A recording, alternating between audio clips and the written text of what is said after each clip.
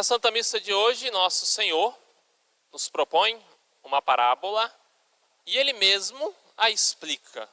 Nosso Senhor como que faz um sermão, uma pregação acerca da sua parábola. É o Evangelho que já foi pregado. Nosso Senhor deu a parábola e deu o seu significado aos apóstolos. Nosso Senhor fala de um semeador. Em muitos momentos da nossa vida, a palavra de Deus será semeada para nós. Aquilo que há de conhecimento acerca de nosso Senhor Jesus Cristo, em diversos momentos da nossa vida, nós podemos ter acesso. De modo especial e principal na Santa Missa, nas pregações dos nossos retiros, mas também hoje, pela internet, pelas leituras, e é importante o católico ter um hábito de ter um contato com os escritos dos santos, com os escritos ou com pregações que lhe ajudem a chegar à santidade, a conhecer melhor o que é o reino dos céus, o que é a vida de Cristo. E esse conhecimento é algo que nós devemos dar muita atenção. A vida de Cristo está nos seus evangelhos. Os 4 evangelhos narram e nos mostram tudo aquilo que Jesus Cristo fez e falou. Muitas outras coisas nós não conhecemos. A vida de Cristo não se esgota pelos evangelhos, mas as principais coisas que os apóstolos nos relatam, ali está escrito. Por isso é muito bom prestar atenção na Santa Missa, nas leituras, na palavra de Deus, porque a palavra de Deus é algo que deve tocar o meu coração, me proporcionar mudança de vida, busca pela santidade. Quando eu escuto uma leitura da palavra de Deus e aquilo toca o meu coração, é o Espírito Santo que está falando comigo. É Deus que se utilizou da sua palavra para mover o meu coração para a busca pela santidade. E Nosso Senhor explica que a palavra sempre será pregada e será muito semeada. Porém, são poucas as almas que tirarão grande fruto da palavra de Deus. É uma realidade de que poucos são os que se salvam. Nosso Senhor mesmo disse que para se salvar temos que entrar pela porta estreita, porque largo é o caminho que conduz à perdição e são muitos os que vão por este caminho.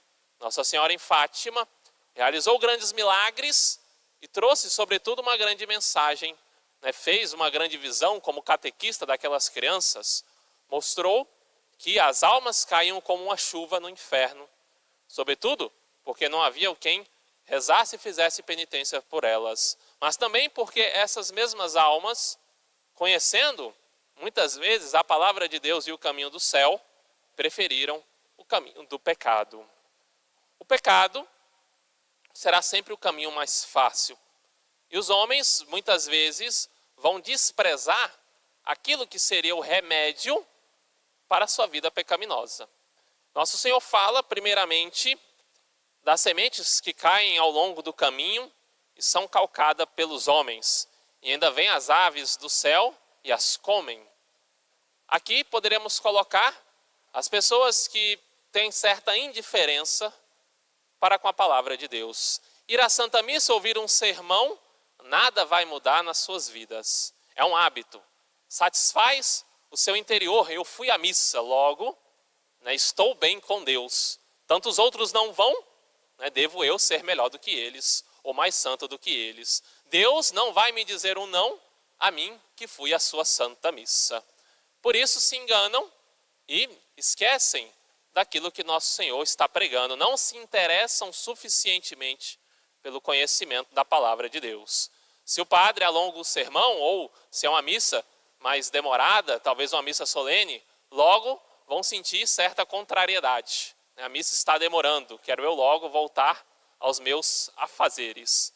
Então essa certa indiferença faz com que aquilo que foi pregado, a mudança de vida que a pessoa deveria ter, ela acaba esquecendo.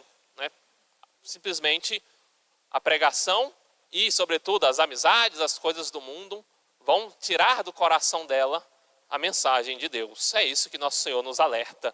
Não seja eu indiferente com a palavra de Cristo. Pelo contrário, devo buscar o conhecimento de nosso Senhor e o conhecimento da minha vida, do meu interior, para equilibrar a minha vida, para viver uma vida na busca de santidade.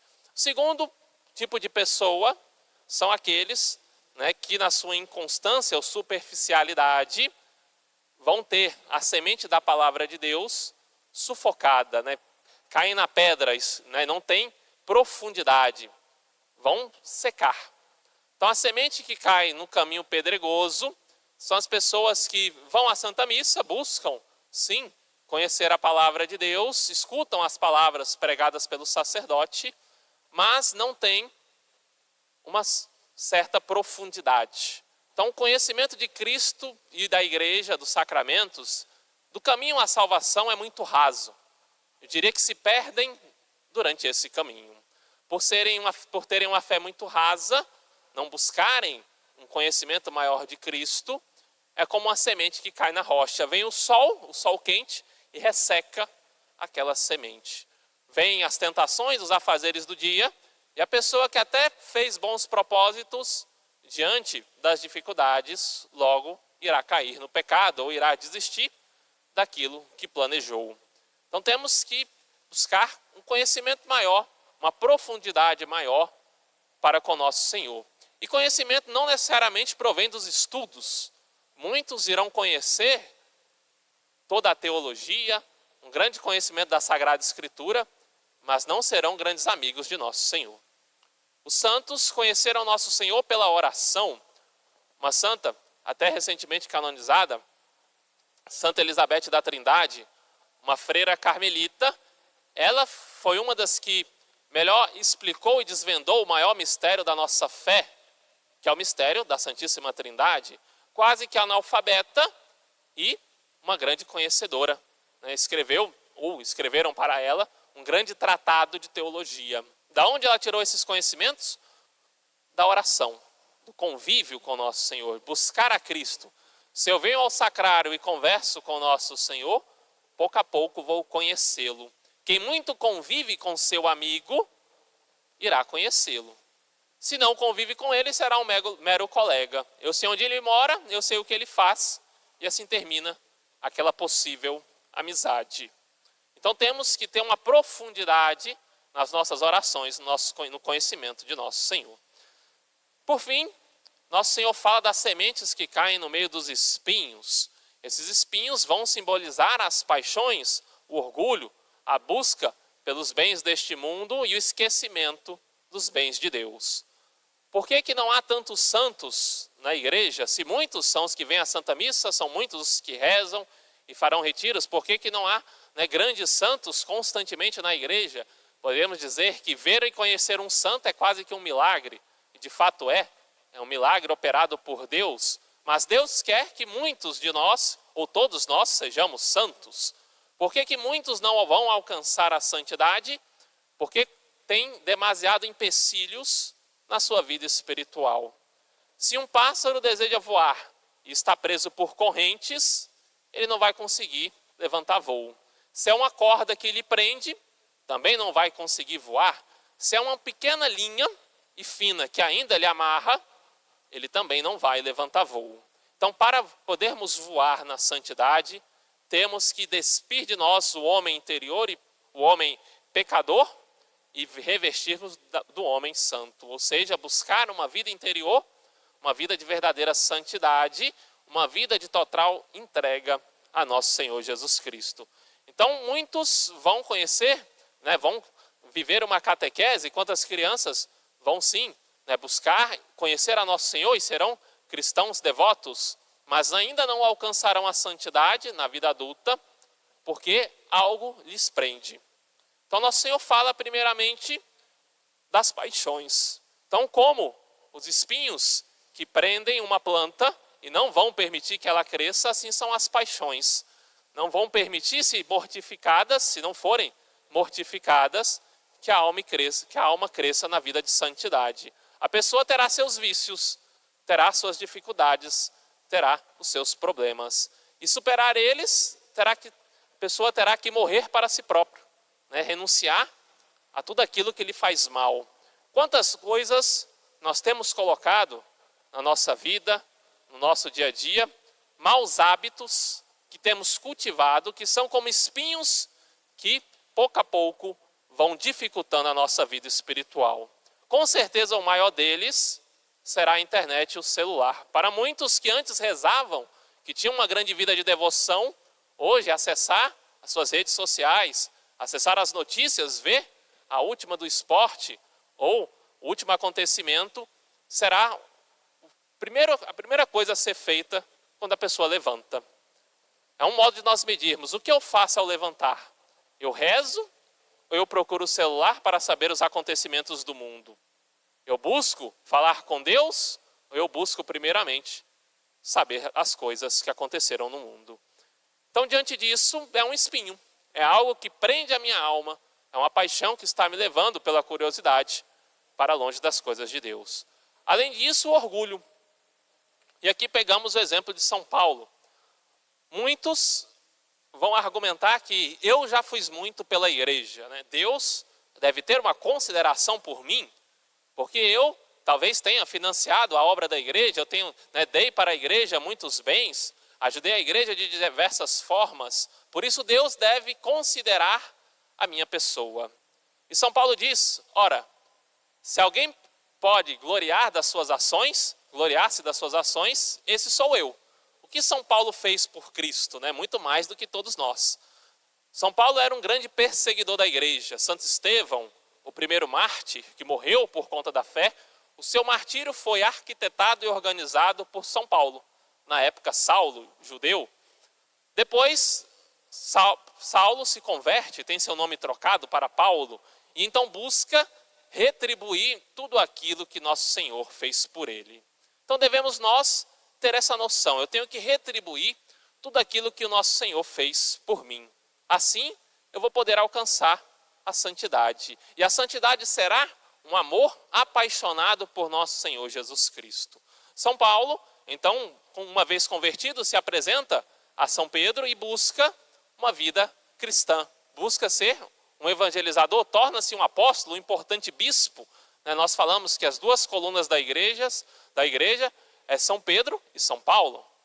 Assim, São Paulo, que era um grande perseguidor, se torna um grande evangelizador. Padeceu, primeiramente, perseguições, sobretudo dos judeus. Ele fala, fui esbofeteado, apanhei com varas, fui preso. Buscando levar o evangelho, naufragou, permaneceu em alto mar. E mesmo tendo feito tudo isso, ele ainda diz que considera sendo muito pouco diante do que Cristo fez por cada um de nós. E São Paulo diz, por mais que eu tenha feito muito, se tiver ainda um irmão que sofra, que não está na fé, eu me abraço, eu rezo, eu busco a ele. São Paulo tem um coração misericordioso. Um coração misericordioso é aquele que sente as dores do próximo.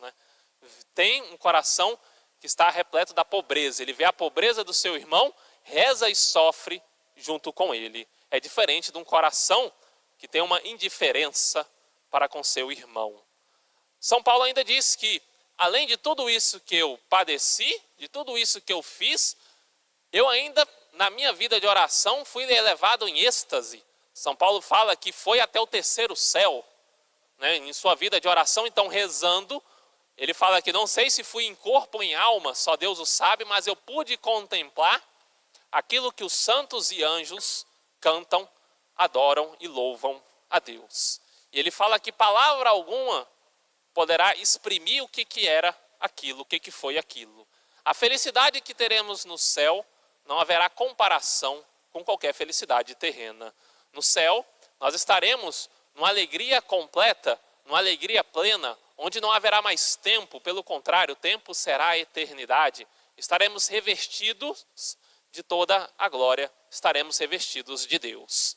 Porém, São Paulo ainda diz que para eu não me tornar orgulhoso, Satanás, como que com um aguilhão, o aguilhão é um instrumento pontiagudo que se usava para guiar os animais, Satanás com o aguilhão me esbofeteia, fura, maltrata a minha carne.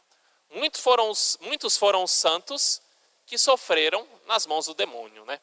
Nós vemos São João Maria Vianney, por exemplo, muito sofreu na mão do demônio, o próprio Santo Padre Pio apanhava, né, do demônio, o demônio manifestava aquele ódio para com ele. E diante daquele sofrimento, os santos tinham duas tentações. A primeira, sentirem-se orgulhosos. Se o demônio apareceu e o demônio está o maltratando, falando da sua santidade, qualquer um de nós geraria, haveria em nós um certo orgulho. Sou tão santo que o demônio ousa me maltratar. E uma outra tentação seria cair num certo desespero. Tenho um sofrimento porque me tornei santo. Melhor seria se fosse um cristão comum. Assim eu não sofreria por Cristo. Mas pelo contrário, São Paulo continua humilde e busca reconhecer que se deve se gloriar, gloria-se da sua fraqueza, dos seus momentos em que precisa ainda de conversão. Então, diante de tudo isso, caríssimos fiéis, busquemos ser terreno fértil para a palavra de Deus. Busquemos conhecer fervorosamente a nosso Senhor Jesus Cristo. Teremos os nossos retiros quaresmais, momento propício para o maior conhecimento da vida espiritual, maior conhecimento de nosso Senhor, maior conhecimento dos meus pecados, o maior conhecimento do caminho que leva ao céu. Louvado seja nosso Senhor Jesus Cristo. Para sempre seja louvado. Em nome do Pai, do Filho e do Espírito Santo. Amém.